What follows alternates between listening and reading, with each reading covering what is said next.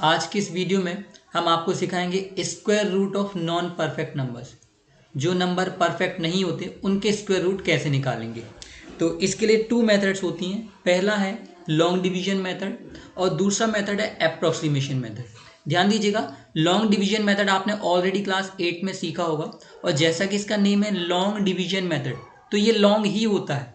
ठीक है। इसके अलावा जो अप्रॉक्सीमेशन मेथड ये क्लास 12th में आता है, लेकिन टीचर का इतना ऑब्जर्वेशन नहीं जाता है, और हम आपको ये सिखाने वाले क्योंकि हमने इसको ऑब्जर्व किया है पढ़ाते समय में, अपने कुछ स्टूडेंट को सिखाया था, तो ये आपको सिखाएंगे। ठीक है। ये बहुत ही इजी मेथड है, और जैसे कि आपने थंबनेल में देखा था कि सिर्फ 5 सेकंड्स में, तो कम सेकंड्स में आप कर ही लेंगे कैलकुलेट। कैसे करेंगे आगे बढ़ते हैं।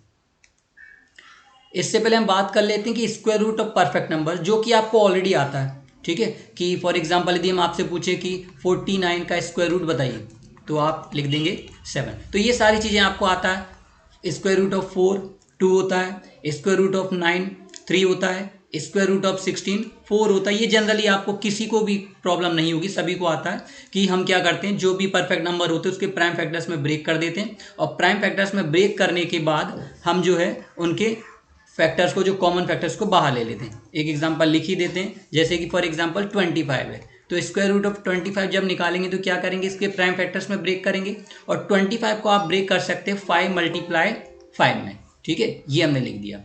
आप क्या करते हैं, स्क्वायर कर रहे हैं इसलिए पेयरिंग करते हैं, जब क्यूब करते हैं तो ट्रिपलिंग करते हैं। ये हुआ, और इनको हम बाहर निकाल देते हैं। तो ये 2 का है तो एक 5 बाहर निकाल देंगे, ये आपका आंसर आ गया। तो ये जनरली किसी को प्रॉब्लम नहीं जाती। तो आप 100 तक जो भी स्क्वायर रूट है वो आप याद रख लीजिएगा। 100 का आपका हो जाएगा 10, 81 का स्क्वायर रूट 9 हो जाएगा। तो ये जनरली सभी को आते हैं। ठीक है। अब एग्जांपल ले लेते हैं आगे। ये हमारे कुछ कैलकुलेटेड वैल्यूज हैं, जैसा कि हमने आपको स्कूल में भी नोट करवाए हुए थे कि √2 का वैल्यू क्या होगा, √3, √5, √6, √7, √8, 11। ये हीरोन्स फॉर्मूला में यूज होता ही है क्लास 9 में। इसके अलावा भी कहीं कहीं हमको इसको यूज यदि होता है तो हम इसका यूज कर सकते हैं। तो ये तो हमने कैलकुलेटेड वैल्यूज लिख दी कैलकुलेटर का यूज करके। और मोस्टली हम देखते हैं जब भी हम कैलकुलेशन करते हैं तो डेसिमल के बाद 2 प्लेसेस तक ही हम कैलकुलेशन करते हैं, तो वही हमने इसलिए आपको 2 प्लेसेस तक लिखाया हुआ है। ठीक है। अब हम आपको सिखाएंगे कि कैसे आप जो 12th का हमने आपको बताया अप्रोक्सीमेशन मेथड, उस मेथड के बेस पर आप कैसे बहुत ही कम सेकंड्स में करने वाले हैं। ठीक है। तो आगे हम करेंगे। ये वो फॉर्मूला है जो आपको दिख रहा है यहाँ पे। इस कभी भी जो भी रूट में नंबर रहेगा नॉन परफेक्ट नंबर, ठीक है, नॉन परफेक्ट नंबर मीन्स आप समझ गए। फॉर एग्जांपल जैसे कि हमने लिख दिया 21 या फिर 11 या फिर आपका 13, तो ये नॉन परफेक्ट है, ये परफेक्ट नहीं है। यदि 25 होगा तो ये परफेक्ट हो जाएगा, आप इजीली आंसर 5 लिख देंगे। लेकिन √11 परफेक्ट नहीं। इनके हम स्क्वायर रूट निकालने वाले हैं, कैसे वो सीख रहे हैं हम यहाँ पर। ठीक है। तो यहाँ पर ये जो फॉर्मूला हमने लिखा हुआ है इसी को हम यहाँ पर यूज करेंगे, या आप ये फॉर्मूला देख सकते हैं। हम क्या करेंगे, जो भी नंबर रहेगा रूट में नॉन परफेक्ट नंबर, उसको हम लिखेंगे x + del x के फॉर्म में। ठीक है। इसको डेल्टा x भी बोलते हैं, या del x आप समझ लीजिए।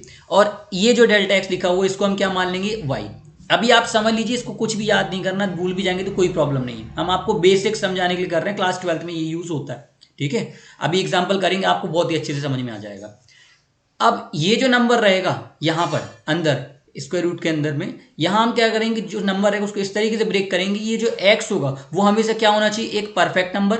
और ये जो del x है ये कुछ भी हो सकता है, परफेक्ट भी और नॉट परफेक्ट। ठीक है। जब ये लिख लेंगे तो हम किस तरीके से इसको बनाएंगे, ये प्लस माइनस याद रखिएगा, यहाँ प्लस या माइनस जैसे भी करके हमसे बन रहा है वो उसको हम कन्वर्ट करेंगे। फिर ये है आपका फॉर्मूला, पहला आएगा √x प्लस ये जो वैल्यू रहेगी y, वो आ जाएगी एज इट इज न्यूमरेटर में, और डिनोमिनेटर में 2 टाइम्स ये वाले पोर्शन का √x का। ठीक है। अब हम एक एग्जांपल ले लेते हैं ताकि आपको और अच्छे से क्लियर हो जाए। जैसे कि हमारे पास एग्जांपल है √5, ये √5 को, तो हम सबसे पहले स्टेप 1 क्या करेंगे, √5 को हम इस तरीके से ब्रेक करेंगे कि एक नंबर क्या हो आपका स्क्वायर परफेक्ट नंबर हो, और एक कोई सा भी हो सकता है। तो हम क्या 5 को 4 + 1 लिख सकते हैं, जैसे कि आपने नंबर लाइन पे जब हमने रिप्रेजेंटेशन किया था चैप्टर 1 में तो आपने किया होगा इसको। ठीक है। तो √5 को लिख दिया हमने 4 + 1। अब ध्यान से देखिए सबसे पहले कि ये 4 अकेला 4 जो है ये परफेक्ट नंबर है, परफेक्ट है, तो इसका क्या आ जाएगा आंसर, √4 का 2।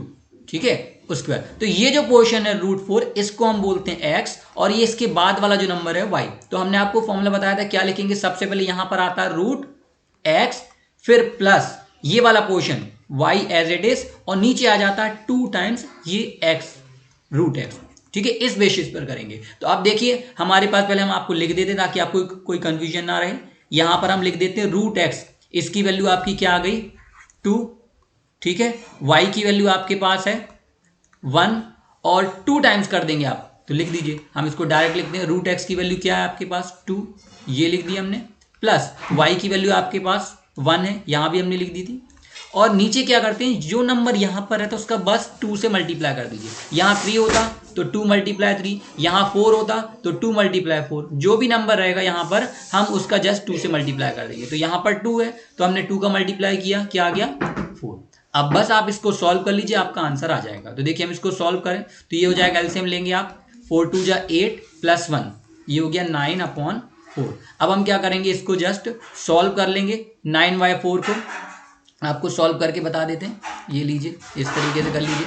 तो ये 4 2 जा 8, रिमाइंडर आया 1, फिर ये डेसिमल, ये 0, 4 2 जा 8, ये 2 आया, ये 0 लिख सकते हैं, 4 5 जा 20, ठीक है। हमारा जो आंसर आया इसको सॉल्व करके 2.25, ये अप्रॉक्स वैल्यू ही बोलेंगे, इसलिए इसका नेम है अप्रॉक्सीमेशन, ठीक है। तो अब हम देखते हैं जो हमने कुछ कैलकुलेटेड वैल्यूज निकाली थी, क्या ये उससे मैच कर रहा है।